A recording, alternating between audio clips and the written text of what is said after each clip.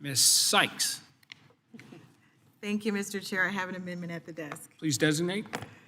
An amendment to H.R. 5089, offered by Mrs. Sykes of Ohio, number 055, Revision 1. Without objection, the amendment will be considered as read. Ms. Sykes, you're recognized for 5 minutes. Thank you, Mr. Chair, and I apologize for jumping the gun a bit. I wanted to take some time to recognize a constituent that was here, but he had to step out. I wanted to alert the committee to the presence of our Stark County prosecuting attorney, Kyle Stone, who is here in Washington, D.C. for the National District Attorney Association's Prosecutor Advocacy Day. And in the spirit of bipartisanship with my prosecutor from the other side of the aisle, I offer this amendment hoping to get full consideration from all of my colleagues here. Thank you, Chairman Graves and Ranking Member Larson, for holding this committee, this markup today, and allowing me to offer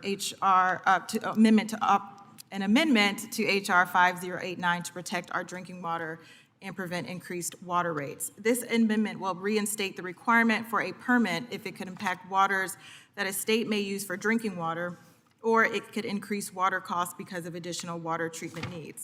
Water is an essential resource, and people in Ohio's 13th Congressional District and across the country depend on access to clean water for their lives and livelihood. This amendment will protect our drinking water from dangerous pesticides while also preventing working people and families from having to foot the bill for corporate pollution and discharges.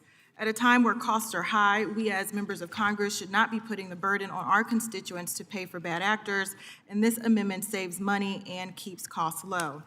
I will always continue advocating for sensible permitting reform and allowing businesses to grow and consider the health and needs of the safety of our committees, and this aptly named Reducing Regulatory Burden Act is appropriate.